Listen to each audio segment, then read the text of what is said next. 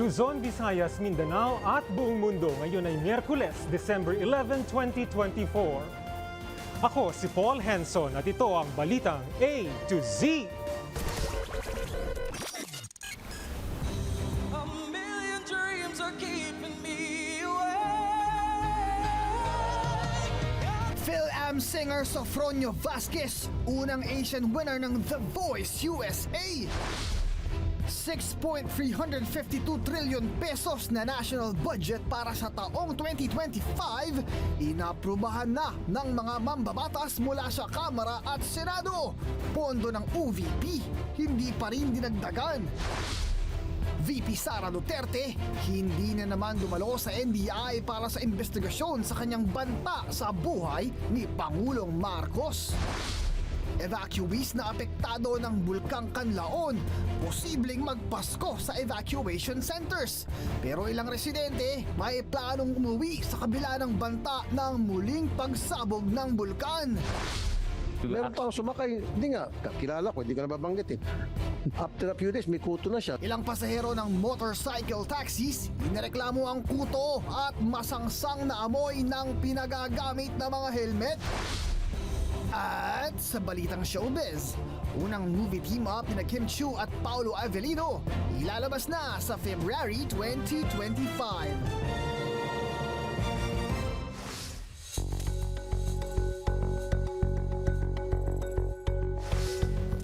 Magandang gabi. Ang ating top story, inaprubahan na ng mga mambabatas mula sa Kamara at Senado ang pondo ng bansa para sa taong 2025. Ang halaga, tumataginting na 6.352 trillion pesos. Ayon sa mga senador, prioridad ang mga programa sa social protection, kabuhayan, kalusugan, edukasyon at disaster response. Pero ang pondo ng tanggapan ni Vice President Sara Duterte nanatiling tapyasado. Narito ang balitang A to Z. Back to the net para at least fair naman. Dumaan sa matinding pagtatalo pero sa huli, naaprubahan din ng mga mambabatas sa Bicameral Committee ng Kamara at Senado ang pondo ng bansa sa taong 2025 sa halagang 6.352 trillion pesos. Pero tila hindi lahat ng senador ay kontento, tulad ni Senador Risa Hontiveros na nais pang i-review muli ang budget bago ito pirmahan. Bagay na normal lang ayon kay Finance Committee Chair Grace Poe. Meron din tayong mga kasama na gustong malinawan pa mas lalo, kaya binibigyan natin sila ng pagkakataon na i-review. Tila dismayado rin ang ilang senador na hindi napagbigyan ang mungkahing itaas ang pondo ng tanggapan ni Vice President Sara Duterte. Si Senator Mig Zubiri tila may distansya sa picture-taking. Si Senator Ronald Bato de la Rosa umalis agad at hindi na sumama sa photo-op. Si Senator Christopher Bongo hindi na umattend sa BICAM. Napako na sa 733 million pesos ang OVP budget mula sa orihinal na hiling na mahigit 2 billion pesos. Meron silang social services allotment na 600 million na pwede nilang gamitin para dyan. Hindi naman sila nawalan at yun nga yung sinasabi ko noong umpisa pa lang, capacitated pa rin sila. Kontrobersyal din ang ayuda para sa kapos ang kita o AKAP program na sa halip na tuluyang tanggalin ay binawasan na lang ang panukalang 39 billion pesos. Yung initial amount na hinihingi ng House na 39 billion if I'm not mistaken, medyo napababa natin sa about 26 billion or 20 plus billion.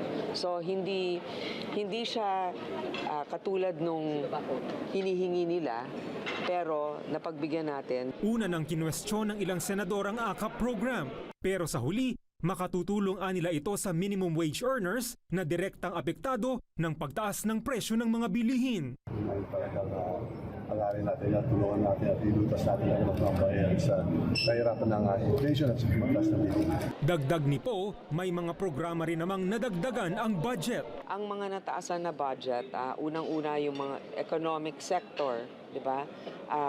Yung economic sector, ito yung wealth generating.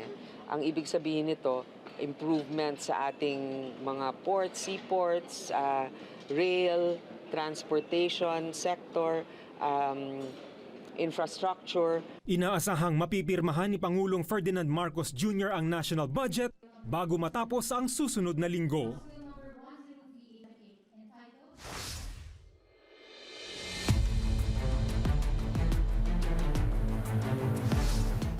Hindi na naman sinipot ni Vice President Sara Duterte ang investigasyon ng National Bureau of Investigation kaugnay ng sinasabing pagbabanta niya sa buhay ni Pangulong Ferdinand Marcos Jr.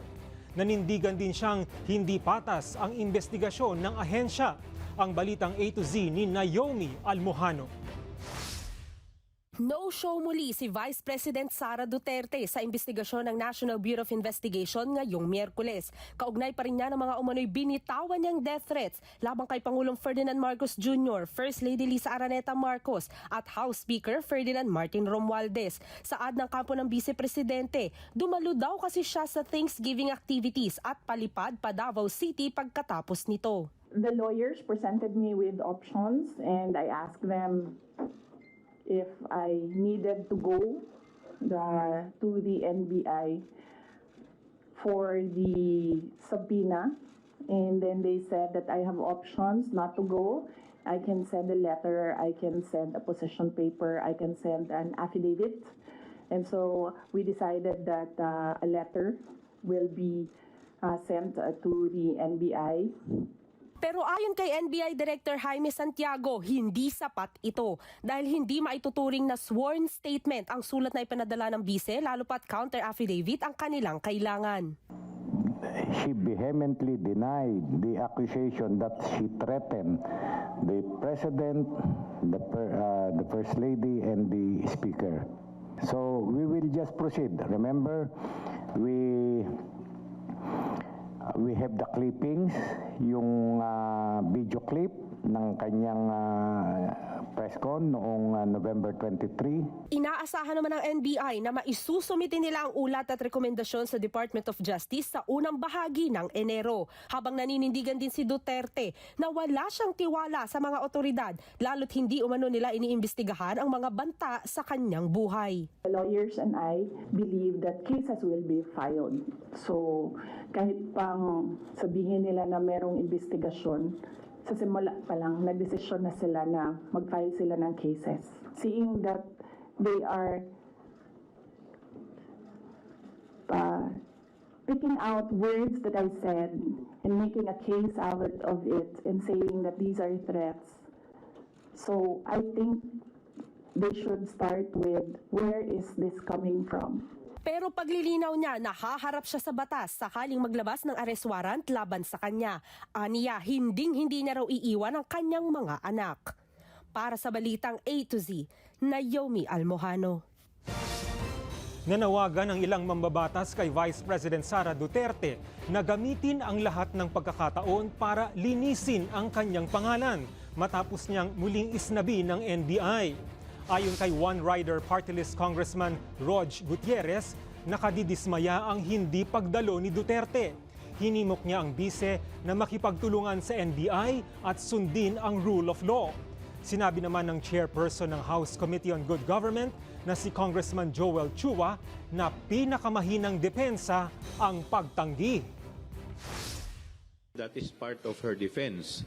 So, alam naman natin sa law, denial is the weakest defense. Diba? So, anyway, syempre, hindi ko rin naman alam kung ano pa yung ibang mga nilagay po niya dyan. But siguro lahat naman po tayo napanood natin yung kanyang statement na mga sinabi. So, that is for the NBI to determine kung ano yung appreciation nila doon sa statement na sinabi at saka doon sa sagot ni VP Sara. Nag-issue na ang isang motorcycle hailing company ng bagong helmets at sanitation guidelines sa kanilang mga rider. Sa gitna ito ng reklamo ng ilang pasahero na lumabas sa hearing sa Senado na may kuto ang helmet ng ilang motorcycle taxis. May balitang A to Z si Ace Cruz. Parokyano ng motorcycle hailing services si Monique dahil mas mabilis ang biyahe kahit matraffic. Pero reklamo niya, minsan ay hindi nakaaya ang helmet na pinagagamit sa mga pasahero. Ni-inform ko minsan si rider, kuya, may alcohol po ba kayo or may cologne po ba kayo na pwedeng i-ano sa helmet? Tapos shower cap, kasi nga minsan pag ganong mabaho, kumakapit din sa buhok eh. Gayunman, mas pinipili pa rin niyang gumamit ng motorcycle hailing services. Kapag nag-bus kasi ako, almost 30 minutes to 1 hour ang biyahe. If ever pag nakamotor, possible is 20 minutes lang.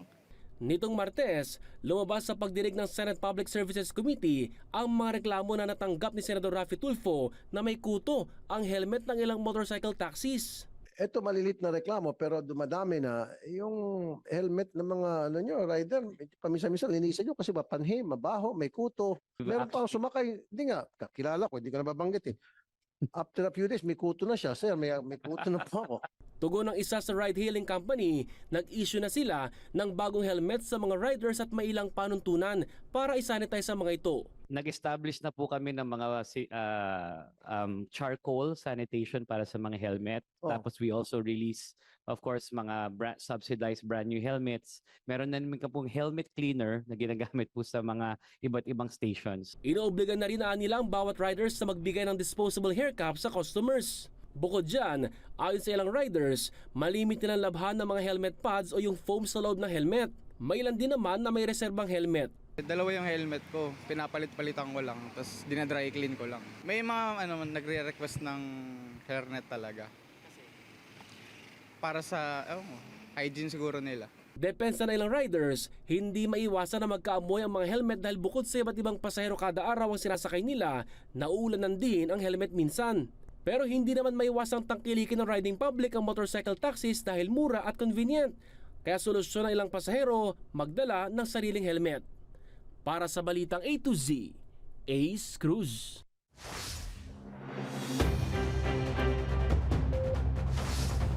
Pinalawak ng Department of Agriculture ang pagbibenta ng 40 pesos kada kilong bigas sa mga tindahan at istasyon ng tren sa Metro Manila. May 14 na kadiwa kiosks sa iba't ibang lugar, kabilang sa Cubao at Recto stations ng LRT2 at North at Ayala Avenue stations ng MRT3.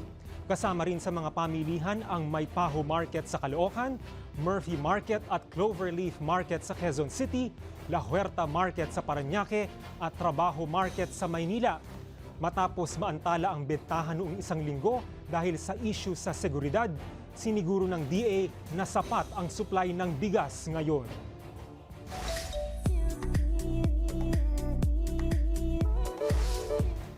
History-making ang Phil-Am singer na si Sofronio Vasquez nang magwagi sa 26th season ng The Voice sa Amerika, ang unang Asian winner ng reality singing competition. Ang Balitang A to Z ni Lane Garcia. Ladies and gentlemen, the winner of The Voice is Sofronio Vasquez! Napaluha at napaluhod si Sofronio Vasquez nang itanghal na winner ng prestihiyosong singing competition na The Voice USA. Siya ang kauna-unahang Pilipino at unang Asyano na nag-uwi ng titulo sa kasaysayan ng kompetisyon.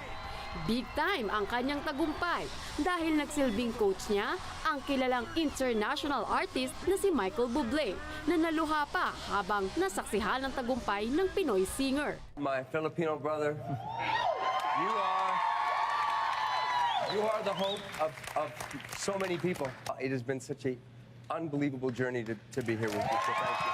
Sa kanyang final performance, kinanta niya ang A Million Dreams mula sa pelikulang The Greatest Showman.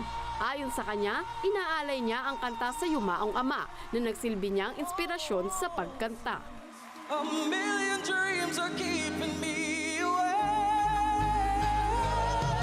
I think of what the world could be, a vision of the one I see. A million dreams, it's all it's gonna take. Lumaki si Sofronio sa Pilipinas at tumulak patungong Amerika noong 2022 para ipagpatuloy ang kanyang singing career matapos pumanaw ang ama. To all the Filipinos out there, around America, maraming salamat po sa suporta nyo. To my hometown, Utica, New York, you guys have been the best. Thank you so much. I can't wait to go home and just celebrate and bring the trophy. Bago ang The Voice, naging contestant din si Sofronio sa tawag ng tanghalan ng It's Showtime, kung saan umabot siya sa semifinals. Congratulations, Sofronio Vasquez! Pinoy Pride, taas noo! Para sa Balitang A to Z, Lane Garcia. Susunod, dahil sa tuloy-tuloy na banta ng Bulkang Kanlaon, evacuees posibleng magpasko sa evacuation centers. At gobyerno, inanunsyo na Pogo at internet gaming licenses sa bansa, kanselado na simula December 15. Abangan ang kumpletong ulat sa pagbabalik ng Balitang A to Z.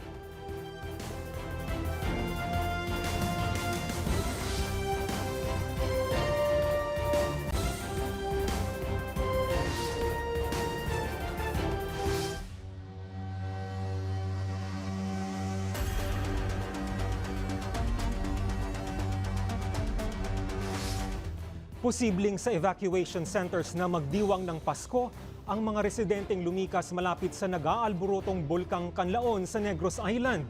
3 linggo pa ang kailangan para obserbahan ang aktibidad ng bulkan bago matukoy kung ibababa ang kasalukuyang Alert Level 3. May balitang A to Z si Ian Maghanoy.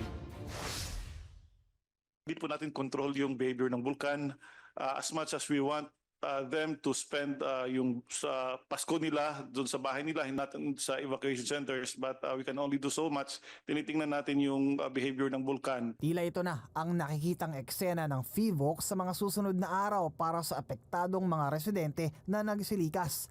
Ang nooy sana'y pinaghahanda ang Pasko sa kani-kanilang tahanan, baka maudlot pa. Hindi pa rin kasi kumakalma ang Bulkang Kanlaon mula nang mag-alboroto ito nung Lunes. Kaya naman ang assessment, 3 linggo pa ang hihintayin bago makapagrekomenda ang otoridad kung ligtas na bang bumalik sa kani-kanilang lugar. Tinitingnan natin yung behavior ng bulkan. Again, we assess this on a day-to-day basis. Tinitingnan natin if there are uptrend doon sa mga parameters na tinitingnan natin, binomonitor natin, then we stay put on alert level 3. But kapag walang significant event na mangyari, we lower this to alert level 2. Nasa alert level 3 pa rin ang bulkan, kaya't nananatili sa halos 30 evacuation centers ang mahigit 11,000 pamilyang lumikas. Katumbas ito ng halos 38,000 individual na apektado. Halos umabot po kasi ang ashfall sa Bago City at meron tayong na-trace sa Iloilo. But of course, ongoing ang pag-evacuate natin sa 6-kilometer permanent danger zone. Sa kabila ng banta, nais pa rin bumalik ng ilang mga bakwit sa kani-kanilang mga tahanan. Uuwi talaga kami, sir. Gusto namin sa bahay kami magpapasko.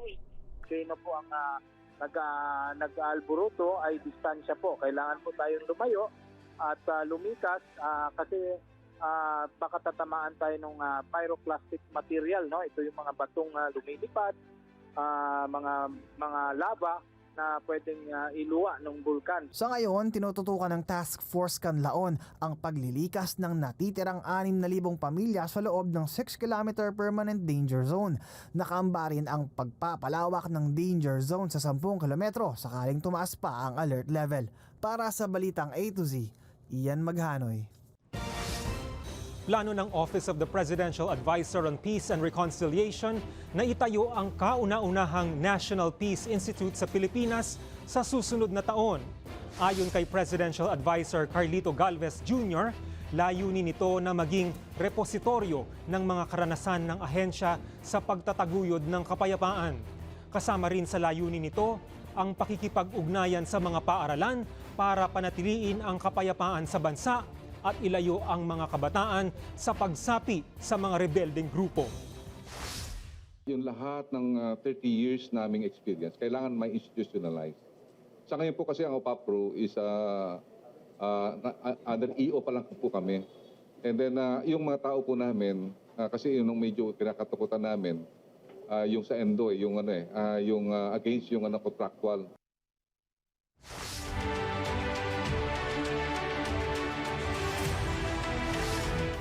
Pinawalang bisa ng COMELEC First Division ang Certificate of Candidacy ni Marikina Mayor Marcy Teodoro para tumakbo bilang representative ng unang distrito ng Marikina sa 2025 elections.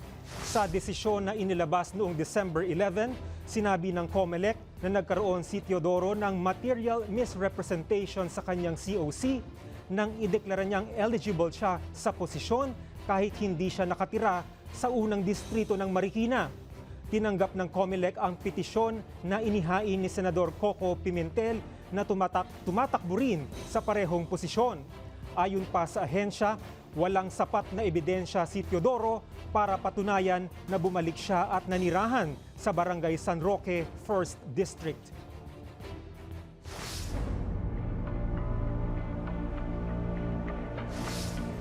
Bilang tugon sa utos ni Pangulong Bongbong Marcos na ipagbawal na ang mga pogo, inanunsyo ng gobyerno na kanselado na simula December 15 ang lahat ng pogo at internet gaming licenses sa bansa. Ayon kay PAGCOR Chairman Alejandro Tenco, mula sa 60 license pogos noong Hulyo, 7 na lang ang natitira at kasalukuyang isinasara na. Magpapatulong din ang gobyerno sa Bureau of Immigration para i-downgrade ang working visas ng foreign pogo workers. Pero inihayag ni Senador Sherwin Gatchalian, nagpapanggap ang ibang pogo bilang BPO companies para makaiwas sa total ban. Tiniyak naman ni Interior Secretary John Vic Remulla na hahabulin ang scam centers na ito. We have to also be vigilant in the way they are morphing. And this is actually expected, and we have to expect this to happen in the next 3 to 6 months. And I call this the cleansing period while our enforcement agencies are cleansing all of these splinter groups. Hiniling ni Siba Congressman Brother Eddie Villanueva ang agarang investigasyon sa bilyon-bilyong pisong expired, nasira at nasayang na medical supplies ng DOH mula taong 2021 hanggang 2023.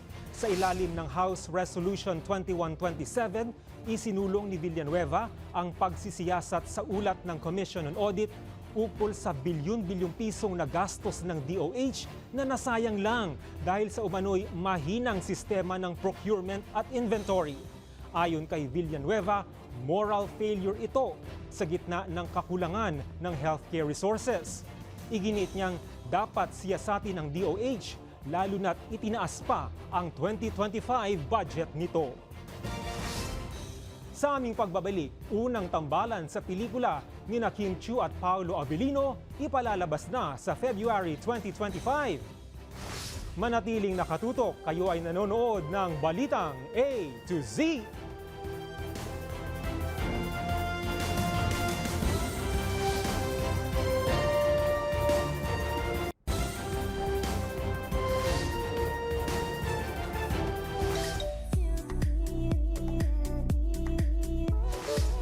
Nagbakilig ang Star Cinema sa teaser ng bagong movie ni Kim Chiu at Paolo Avellino na My Love Will Make You Disappear.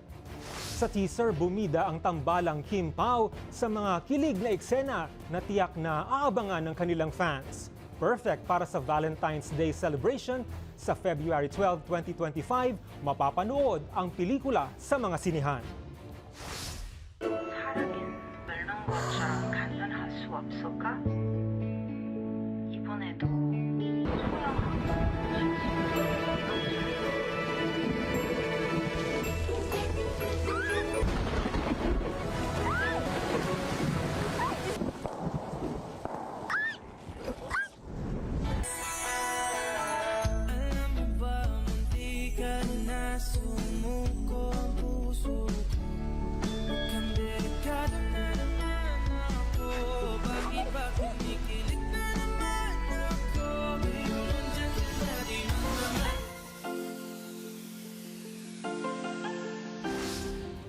Sa ating good vibes, si Manong Guard nag-astang magulang na nagpapaalala sa kanyang mga anak na ingatan ang kanilang mga gamit. Pero ang kanyang style, reverse psychology. Uulitin ko po doon sa mga gustong-gusto ng makabili ng bagong gadget. Ito na po yung pagkakataon nyo. Hayaan nyo nang mawala yung mga gamit nyo at pagka-uwi nyo, opportunity na yan, bili agad ng bago. Uulitin ko po doon sa mga gustong-gusto ng makabili ng bagong gadget. Kung kayo ay may kwentong kakaiba, ibahagi ito sa ating Facebook group na Balitang A to Z. Panoorin ang replay ng ating programa at sundan ang ating social media pages. Hanapin ang Balitang A to Z. Ang ating quote of the night ay mula sa essayist at critic na si William Hazlitt. Sabi niya, kung sa tingin mo kaya mong manalo, kakayanin mong manalo. Mahalaga ang pananalig para magtagumpay. At yan ang mga balita at impormasyon, mga kwentong may dalang inspirasyon na tinutukan ng Balitang A to Z. 2 linggo o 14 days na lang, Pasko na. Sa ngalan ni Barbie Mulak, ako si Paul Henson. Maging maalam, makialam. Magandang gabi, Pilipinas!